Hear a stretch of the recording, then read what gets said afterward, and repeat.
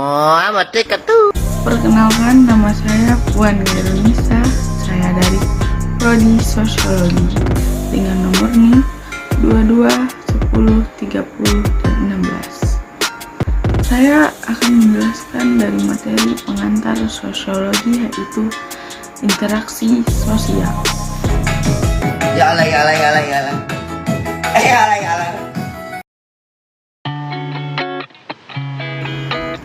Di sini saya akan menjelaskan yaitu interaksi sosial. Interaksi sosial adalah hubungan antara individu dan individu lain, kelompok dan dengan kelompok lain, dan atau individu dengan kelompok.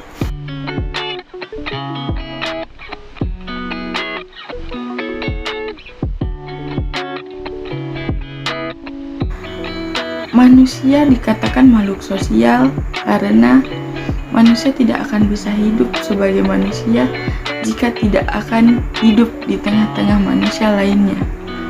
Interaksi sosial tidak akan mungkin terjadi bila interaksi tersebut tidak akan memenuhi syarat, yaitu yang pertama ada kontak dan komunikasi. Kontak sosial yang pertama yaitu kontak sosial. Kontak sosial adalah hubungan secara langsung atau bersama, yaitu terbagi menjadi dua. Yang pertama yaitu secara langsung dan secara tidak langsung. Contoh dari interaksi sosial secara langsung yaitu seperti kita bertatapan muka.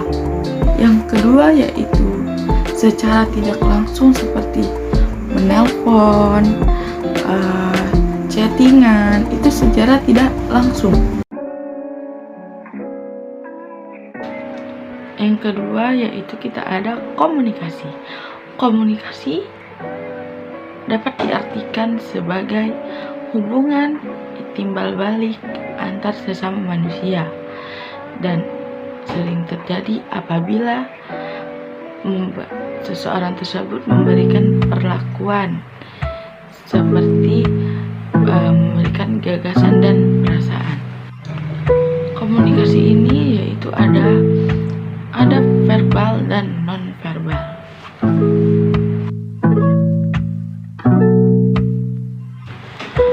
Komunikasi verbal yaitu menggunakan simbol-simbol verbal.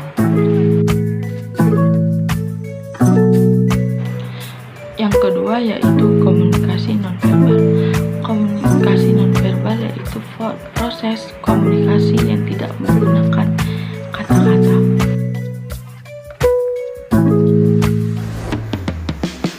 Menurut Gilin, interaksi terbagi menjadi dua, yaitu interaksi asosiatif dan disosiatif.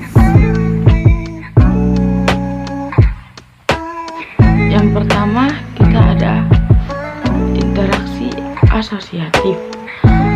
Hubungan sosial asosiatif adalah proses interaksi yang cenderung menjalin kesatuan dan meningkatkan solidaritas anggota kelompok.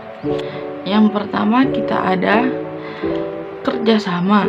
Kerjasama biasa dilakukan oleh masyarakat untuk meningkatkan solidaritas sosial. Contohnya seperti gotong royong, musyawarah, terus ada tolong menolong dan lain-lain.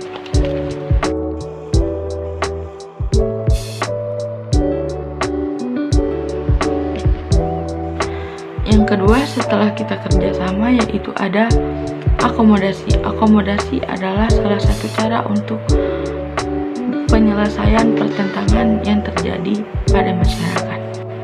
Dan yang ketiga kita ada asimilasi. Asimilasi adalah usaha-usaha untuk kita meredakan perbedaan antara individu dan kelompok.